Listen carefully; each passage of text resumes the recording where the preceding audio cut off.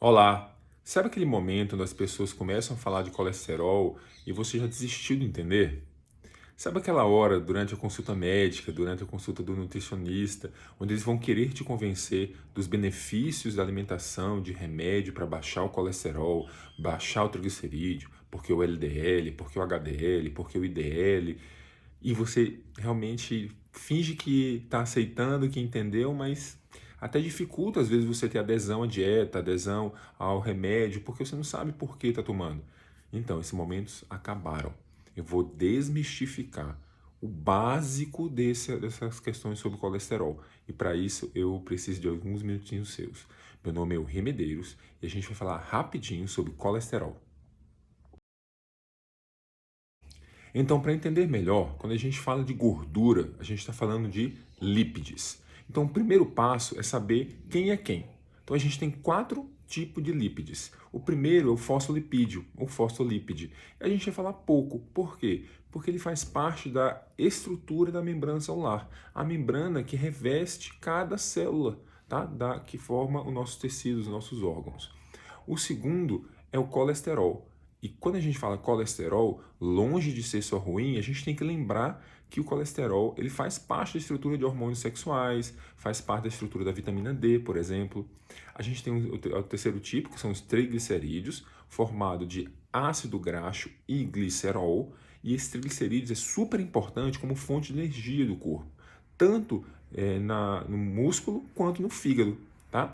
E o quarto tipo, que é o ácido graxo. E quando a gente fala ácido graxo, fica difícil entender, né?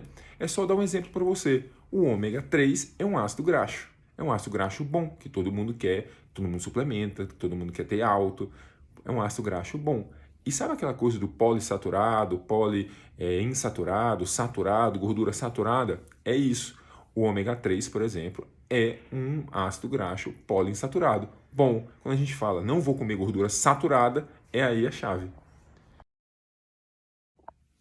Então, o segundo passo é a gente entender como é que essa gordura ela se transporta pelo corpo, tá? A gordura ela não é solúvel no sangue, então ela tem que se ligar a uma proteína que chama apolipoproteína. Então essa apolipoproteína ela vai transportar, ela vai solubilizar a gordura e transportar no corpo. E a apolipoproteína é a chave, porque a depender da apolipoproteína, eu vou ter gordura ruim, gordura boa, a depender de aonde o colesterol se liga. A gente vai falar pouco da apolipoproteína, porque são questões específicas, mas eu quero que você entenda que cada apolipoproteína diferente se ligando a colesterol vai gerar uma lipoproteína diferente, tá? E aí, quando a gente fala em lipoproteína, eu quero que você entenda que existem dois grandes grupos. Aquela rica em triglicerídeos, que são maiores e menos densas, tá? Representadas pelos quilomicrons, que são de origem intestinal, e pelo VLDL, a lipoproteína de muito baixa densidade, que vem do fígado. E aquela rica em colesterol, que é o LDL e o HDL, que você tanto ouve falar. Legal, entendeu tudo até agora? Então, o terceiro passo é a gente saber da onde vem essa gordura, tá? Existem duas vias principais. Existe a via intestinal e a via hepática. Na via intestinal, os triglicerídeos, eles fazem parte do maior componente de gordura ingerida. Então, esses triglicerídeos eles vão ser metabolizados e absorvidos através das células intestinais. Assim também acontece com o colesterol, metabolizado e absorvido. Isso que é absorvido, sobretudo grande parte na forma de ácido graxo, ele é formado para fazer uma substância que chama quilomicron.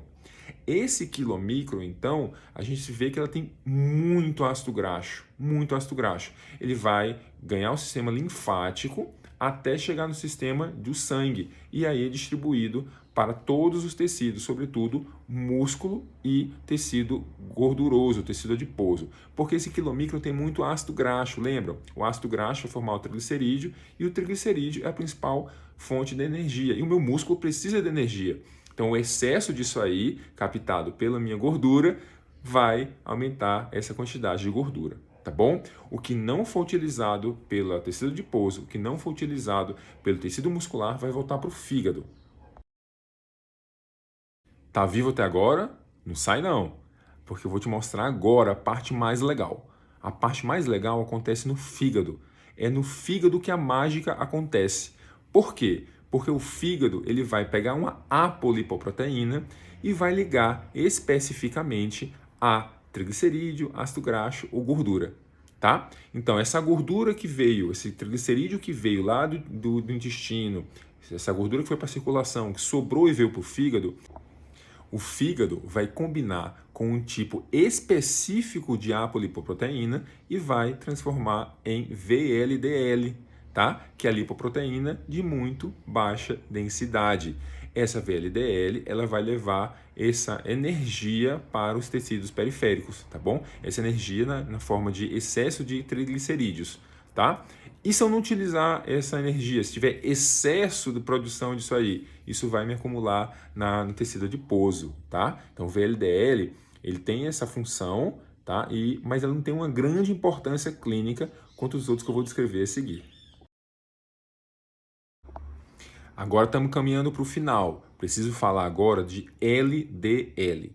O LDL é uma lipoproteína, tá? Que é produzida no fígado, em combinação com uma apolipoproteína específica, e esse LDL quase não vai ter triglicerídeo, ele vai ser basicamente a ligação dessa apolipoproteína com muito colesterol, tá bom? Essa LDL, ela circula do fígado para a periferia, tá? E ela é captada por um receptor específico, o receptor de LDL. E o que eu quero que vocês retenham é que o LDL ele vai do fígado para os tecidos e lá se deposita. E todo vilão pede um mocinho, né? O mocinho da história é o HDL, a lipoproteína de alta densidade, enquanto o LDL de baixa densidade, o HDL é de alta. O HDL ele é formado tanto no fígado quanto no intestino e na circulação. E qual a função do HDL? Ele vai pegar todo o colesterol da periferia e vai levar para o fígado. Veja, ele tira o colesterol da circulação periférica, ele tira o colesterol do músculo, ele tira o colesterol dos tecidos e leva para o fígado para ser metabolizado. Ele arrasta todo aquele restinho do LDL que foi metabolizado de volta para o fígado. Isso chama transporte reverso. Ele atua como se fosse um grande limpador, tá? Chegamos no momento final, último passo. Agora que você já está craque em LDL, HDL, triglicerídeos, agora que falou nesses termos, você já entende o que acontece no seu corpo, eu preciso de falar da placa. A placa é o seguinte, aqui imagine que seja um vaso, tá bom? E aqui é onde passa o sangue, tá? O vaso é como se fosse um cano, tá? O cano está aqui e o sangue passa aqui. Essa camada aqui chama endotélio, que está em contato direto com o sangue. Essa camada é muito sensível e é ela que manda no vaso, tá? Quando ela é cronicamente agredida, e aí leia-se pressão alta, cigarro, diabetes, ela aumenta a permeabilidade, ela fica mais propensa a gordura passar. E se essa gordura está em excesso, ela passa bastante. Quando ela passa por essa camada, ela se deposita embaixo.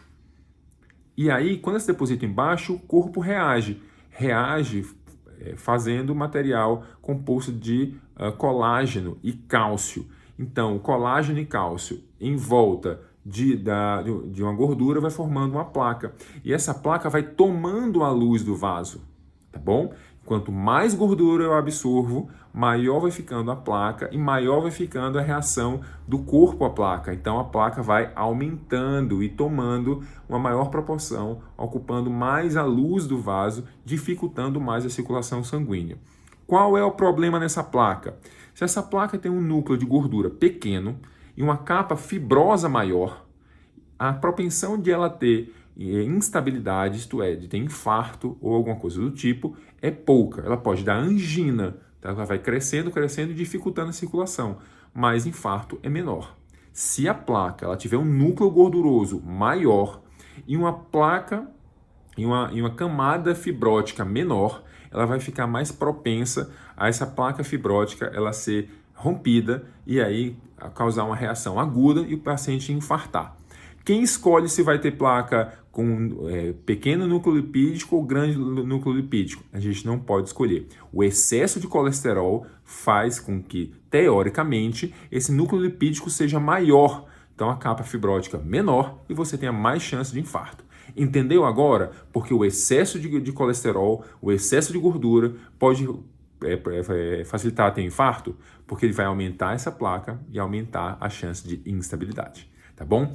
Isso é somente a ponta do iceberg, uma forma didática de te fazer entender aonde está o metabolismo, o que é que você tem que entender para poder saber o que comer, por que comer aquilo, por que tomar remédio. Existem muito mais coisas, tá bom? Se você tiver alguma dúvida, se você tiver alguém que tem colesterol alto, que não entendeu, me fala, comenta aqui embaixo, salve esse post, tá? Um grande abraço.